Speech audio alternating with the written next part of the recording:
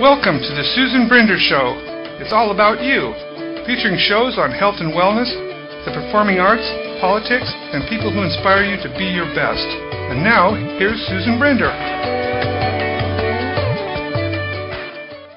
I'm Susan Brinder, and this is the Susan Brinder Show. Today, my guest is Todd Anderson.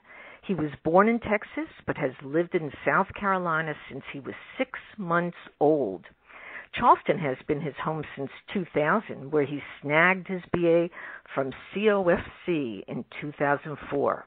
His work is inspired by personal experiences and his knowledge of Charleston's deep history, which he has learned from being a licensed historian with the city for the last 12 years. Now imagine this. While the imaginary flirts with tradition, his style does not. The work is colorful, it's graphic, it's dark, mixing humor with the depths of serious societal issues.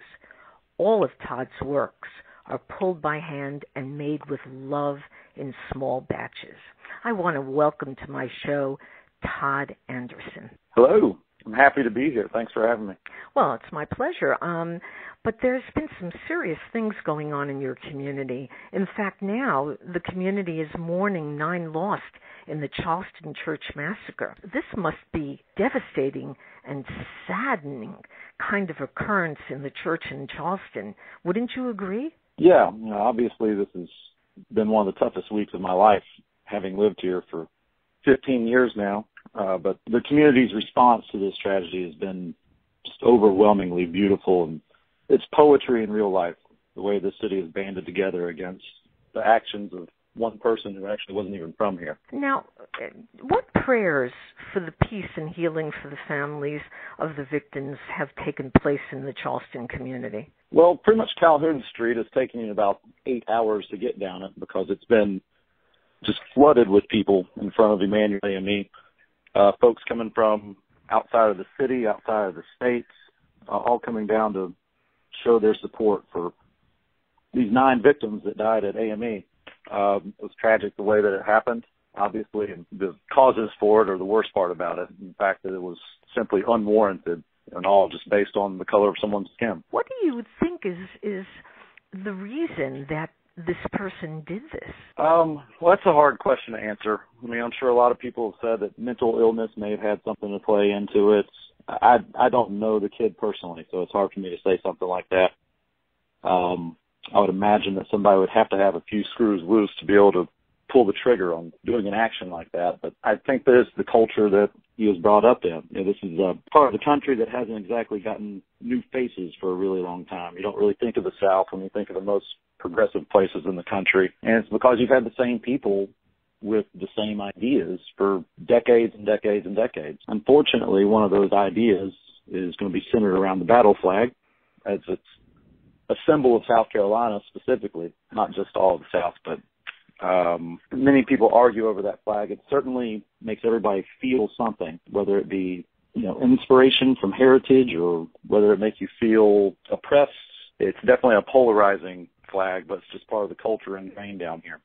So I don't think that it's shocking that this person was from South Carolina who did this, certainly in rural spots where you don't get the best education. Yeah. Do you think that they're going to remove the flag? I certainly hope so. If it's not going to happen now, I'm not sure if it ever will. I mean, especially with the backlash from other places throughout the country. I mean, when major stores like Walmart stop carrying it, and, when states decide that, playing or displaying Daughters of the Confederacy license plates is not going to be legal anymore. I can't imagine that flag is going to be on top of our state or on our state grounds much longer. Ah, very interesting. Well, now that the event is over, and of course we're dealing with prayers and mournings and things of that nature, has the community come together? I feel so. Now, obviously, you're going to have a lot of folks that are just going to respond with anger, which is natural, and my opinion, it's also the easiest way to react to something. And that's the thing that I've been thinking about with this kid, is that he probably thinks that he accomplished something because he affected the lives of people, but he affected them in a negative manner. And that's not an accomplishment. That's something that literally anyone can do. I could go find a stranger on the street right now and tell them their clothes are stupid or that they look fat, and that would have affected their lives. But to affect someone's life in a positive way, that's an accomplishment. That's hard, trying to make somebody feel good. Now, you're Todd Anderson, and you do many things. Let's just start off, before we really get into your life, by asking you, how do you feel when you're in a community such as yours and suddenly an event like this happens? Do you feel closer to the community? And if you had words of wisdom that you could give to people all over the world, what would you say? Well, as far as your first question, this has made me feel much closer. I never want to leave this place. I don't know where my life is going to be in 10, 20, 30, 40 years, but I know it's going to be in Charleston. I enjoy being a part of the fabric of this society. And what's really exciting right now is that I could possibly be a part of a change that makes this place better. As far as words of advice, actually, I did a carrot drive a few weeks ago before this whole event happened. And I had a celebrity on board. I'm not going to say her name. She's an older one. But at the end of my tour, which I've really been focusing a lot more on African-American history these days, just because I'm inspired by a quote from the late, great Clemente Pinckney, is that we here in the South have a deep appreciation of history, just not always of each other's. But at the end of this tour, she likes to make the point that at the time of the Civil War, there were 10,000 slaves owned by black people. I really had to bite my tongue to just not immediately knee-jerk react with anger. But instead, I just reacted by saying that that's an interesting point, and I agree that it's important for us to know all of the history, but I think that it's our job as human beings to decide what we need to place the most emphasis on, and I think that stat she threw out was a bit of an outlier, which I'm not sure should even be focused on. So we have to switch gears now, Todd, because I think the event is over, and those were great words of wisdom, and maybe the star that you had on in your carriage, and we're going to talk about your life as a tourist agent, if you will, and I want to start by asking you, where are you from? Well, I was born in Houston, but we moved when I was 6 months old. I moved to the upstate of South Carolina, up near Greenville.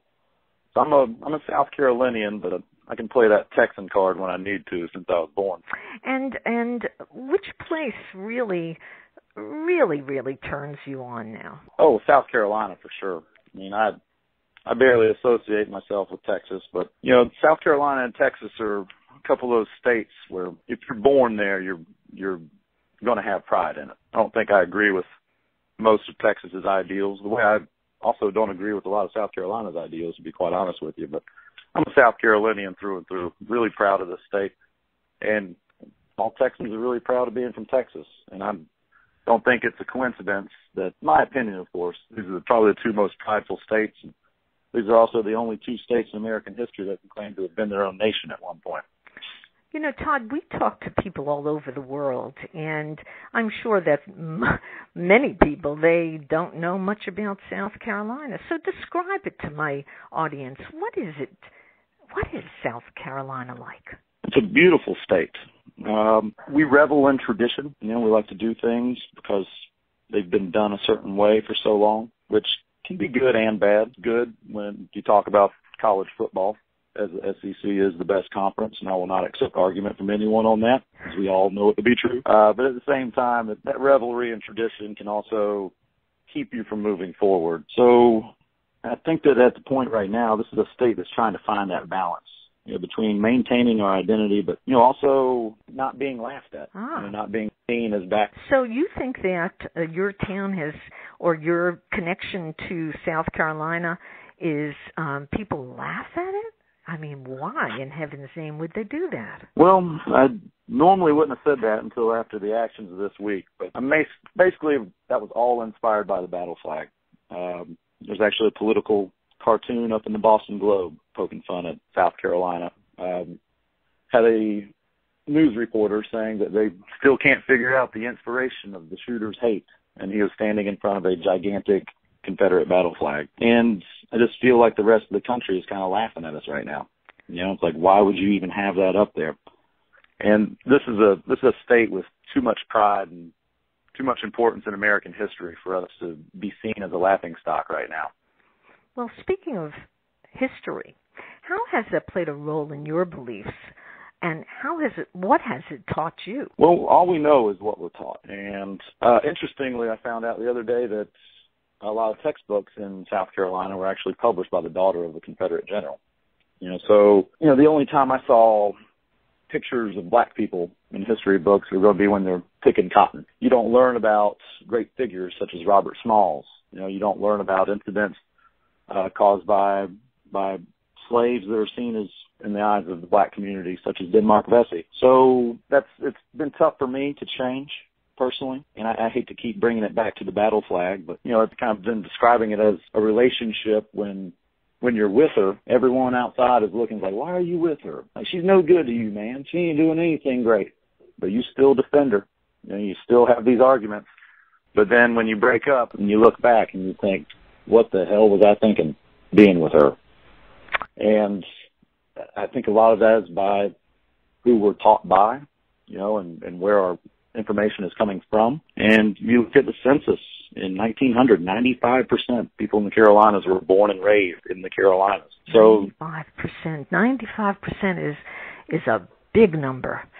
Yeah, and that really plays a big role in the fact that unlike major cities, like a New York or Boston, we're not getting stories of people coming from Italy. We're not getting stories of immigrants coming from other areas. When you have the same faces, you get the same ideas, and that just gets ingrained into the culture of the South. And the deeper it gets ingrained, the harder it's going to be to change.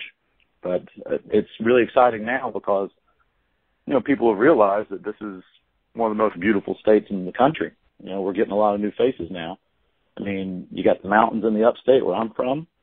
You got the beach down here in Charleston. I mean, the state has everything to offer, so we're starting to attract new faces. But these immigrants, if you will, are not coming from international, it's intranational. But we're getting new faces of people coming from more progressive areas, and I really feel like that's played a part, the progression of South Carolina as a whole, and the fact that we're finally hearing new ideas. Like, what, maybe those ideas aren't so bad either. Now, let's talk about hearing new ideas. What ideas have you now been hearing? Well, I mean, as a child, I love the battle flag. One, just because I think it looks really cool. I just aesthetically, I think it's one of the coolest looking flags ever. I mean, the Dukes of Hazzard had it on the car. That'll tell you how badass that flag is, But as far as, but that's a shallow thing. It's just the way it looks, but then you hear, stories about, how it makes people feel. And that's when it kind of makes that thing change meaning. Folks from up north, they just simply associate it with, the KKK, and bigotry, and as they should, as I do now, because flags can change meaning over time. But as a child, I wasn't hearing those stories. As a child, you're just taught what you're taught. I was always asking questions as a child, but I don't know. I guess maybe I'm under the belief that empathy can be learned, and empathy is not something that was taught in our schools. Well, that's an interesting point. So if you were a teacher in a school and you had a chance to really discuss the word empathy, tell our audience, what would you say? I don't know. I think that would be hard to put in words on a piece of paper. I would probably have to come up with an exercise, to where my students actually lived it. Maybe set up 2 different drinking fountains and not let some of the students use one of the drinking fountains and make them use one that was less than. Put them in situations that folks here that we haven't been as empathetic towards had to go through. And you want to talk about the same faces and the same ideas. The African American population that was being pressed for so long, they're raising their kids and they're telling these stories as well. So, obviously you understand a sense of resentment from something like that, and, hopefully these are things that are going to change. And that's what's been really beautiful about this whole situation, really poetic. And the fact that this kid came down here and he shot 9 innocent people for no good reason other than the color of their skin. That was all he was thinking. And he was doing that in hopes of inciting a race war, and it's caused the exact opposite effect. And that this city has not responded with aggressive words. We haven't responded with words that inspire hatred. We've inspired love with our words, and it's just been a really beautiful event. And then I think probably my favorite part about all of it, John C. Calhoun, a man who was a huge proponent of slavery for years and years and years, had a statue 200 feet in the air in Charleston.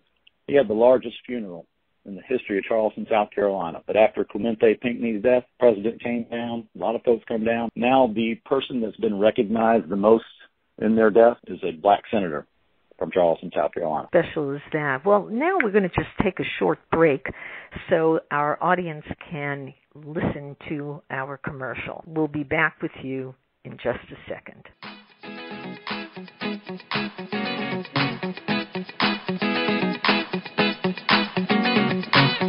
Cool off with the delicious treat at FY&I Frozen Yogurt and Ice Cream Shop in beautiful Delray Beach, Florida. FY&I offers more than 20 flavors of ice cream, frozen yogurt, Italian gelato, sorbet, protein shakes, and more. FY&I also caters birthday parties or any special occasion. Enjoy these wonderful treats in our cool, breezy, kid-friendly cafe. That looks good. Can Mommy have a taste? They're mine. Oh well. You can receive a free small cone of frozen yogurt or ice cream if you say the magic word, Susan sent you. Don't forget to pick up a coupon for $1 off your next purchase. They're located at 9 Northeast 2nd Avenue in Pineapple Grove, Delray Beach, Florida. They're open 7 days a week. For store hours or more information, call 561-450-7402. This commercial brought to you by FY&I Frozen Yogurt and Ice Cream Shop and the Susan Brender Show. See you there.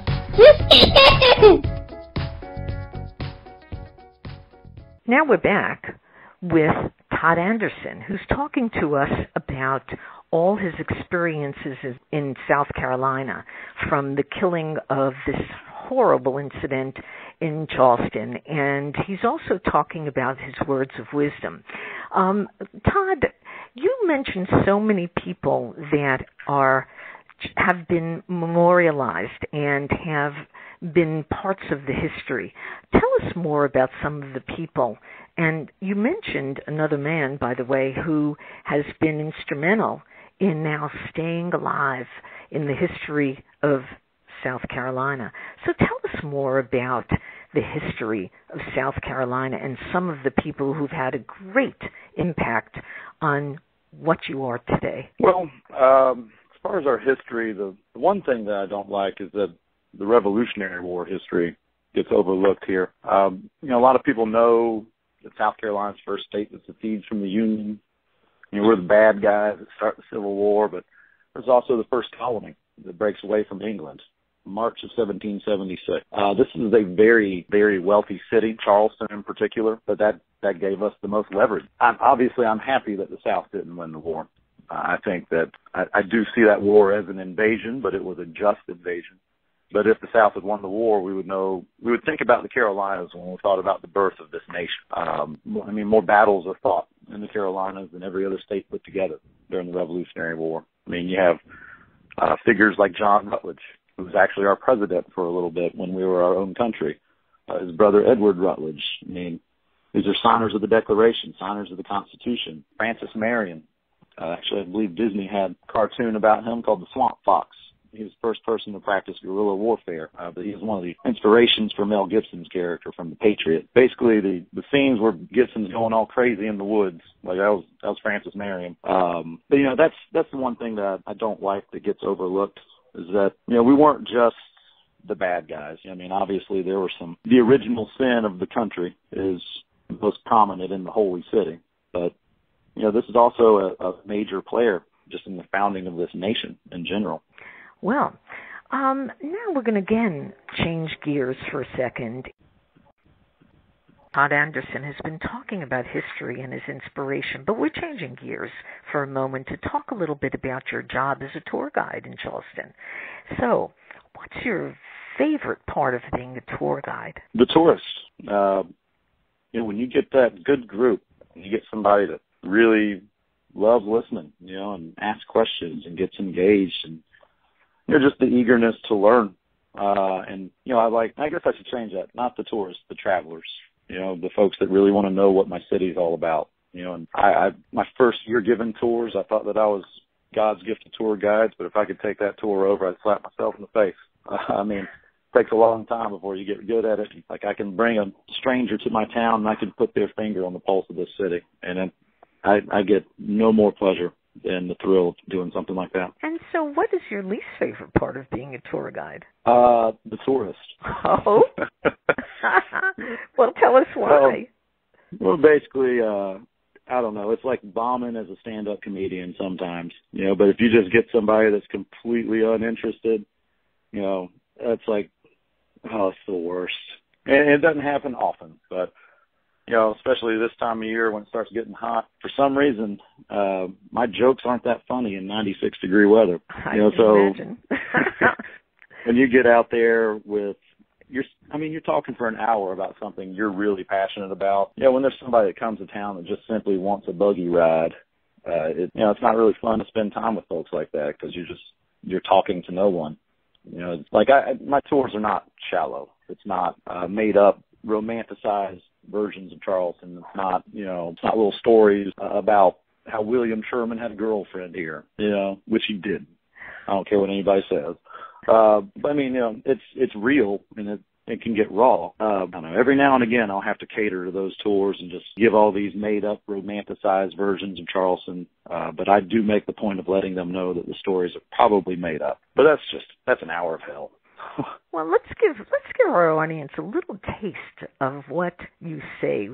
And I remember meeting you on tour guide, as I remember meeting you on your buggy as a tour guide, and you sounded great. Now, give our audience, pretend for a moment that I was sitting on your buggy and you were giving me that tour. What would you start with? What would you end with? Well, I like to give all of the history, and I like to mention how we're the holy city and that we have more churches per square mile than everywhere in the world, and that's how we'll tout ourselves. But what we don't tout is that at no point in our history have we had more churches than we do bars on the peninsula of Charleston. I'd like to give both sides of it, not just what we market, but also the truth to the matter as well. I don't know. It's kind of hard to do when you're not up on the carriage and actually driving around the city. I don't know. A lot of my tour really is going to be just interaction with people. What they ask, that's going to dictate what I say. But we got 3.5 centuries of history in 1 hour to talk about it. The audience plays a big role into what I'm going to talk about. Now, do you look forward to retiring from it one day? I'm never going to be retired. Not just from carriage rides. My artwork as well. Like, I do a lot of screen prints that are inspired by the history of the city.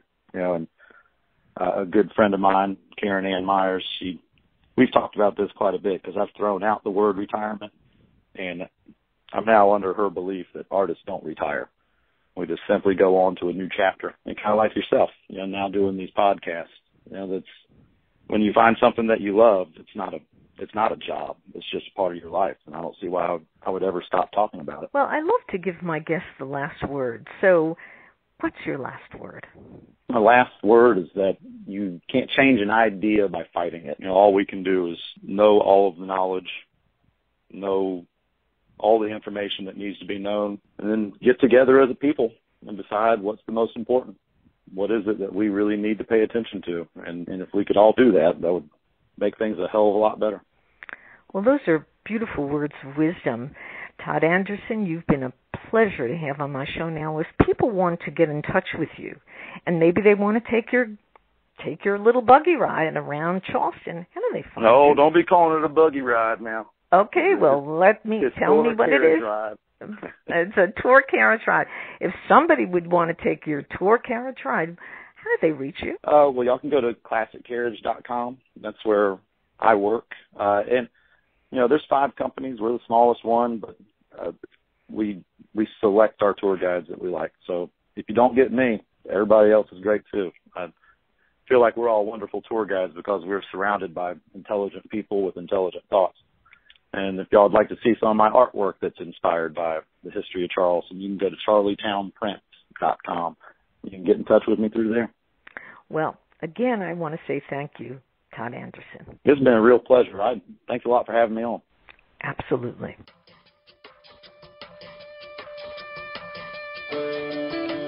Thank you for listening to The Susan Brender Show. It's all about you.